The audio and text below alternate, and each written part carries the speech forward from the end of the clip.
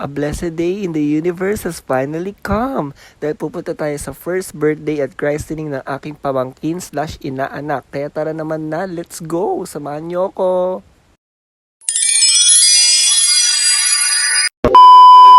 Friday ng hapon and tapos na ako sa mga errands ko. Kaya naman may time na ako para mag-impake. Meron kasi tayong mahalagang okasyon na pupuntahan. Magaganap kasi ang first birthday at binyag niya bukas, Sabado. Kaya naman Friday pa lang ng hapon ay babiyahe na kami.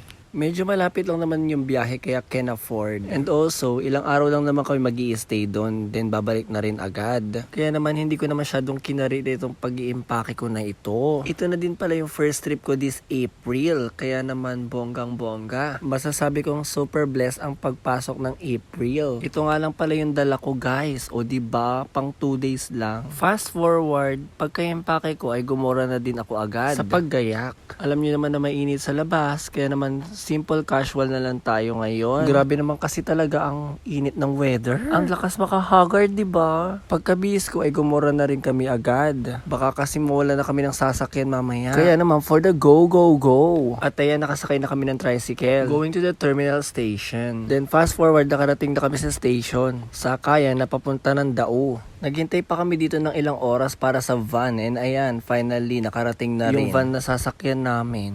Mabilis na lang kami nakasakay kasi puno na kami. Then we arrive here sa Dao. Hindi ko na nga pala na-videohan yun na kumain kami. Kaya ayan, naghahanap na kami ng bus na sasakyan namin. Sa Pangasinan nga pala kami pupunta. And after long hours of drive, nandito na kami sa Urdaneta. Malapit na. Natulog na din pala kami kinagabihan. Kaya ito, paggising namin, nakita na namin itong cute na celebrant. Sakto, nandito na rin yung mga relatives namin sa Ilocos. Kaya gumoron na kami agad sa simbahan. Nagkaroon din pala ng konting picture dito sa labas. Then we stayed here sa loob kasi sobrang init na sa labas. In a few minutes din kasi mag-uumpisa na yung sakramento. Pagkarating ni Father, nag-seminar na agad siya sa amin kung anong gagawin. And then in a few minutes, ginanap na rin yung binyagan. Nakatulog na nga pala dito si Baby. Medyo nagmuryot din kasi siya. Siguro dahil sa init ng panahon. After mabinyagan, eto, nag-lighting of the candle na. Pagkatapos ay nag-picture ng mga ninong at saka ninang. Kayo na ang bahala maghanap kung nasan ako dyan. Basta one thing is for sure, nandyan ako.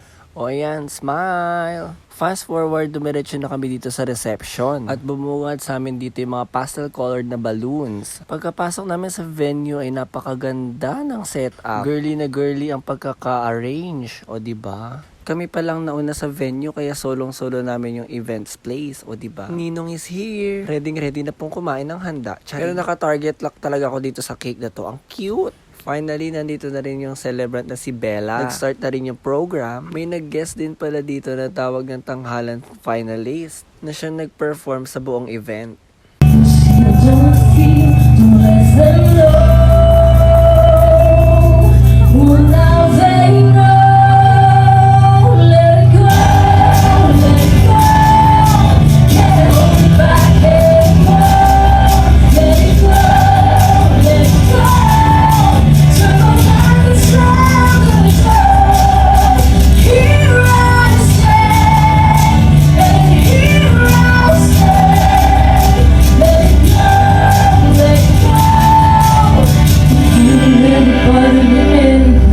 After niya mag-perform, kinanta na namin itong si Bella ng isang birthday song.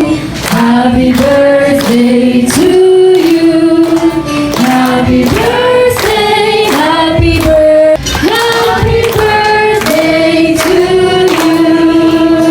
Saka nag-proceed sa blowing of the candle, o diba? Yay! Bago magkainan ay nag-photo op muna kami ulit, by table naman. And present ang mga family and friends.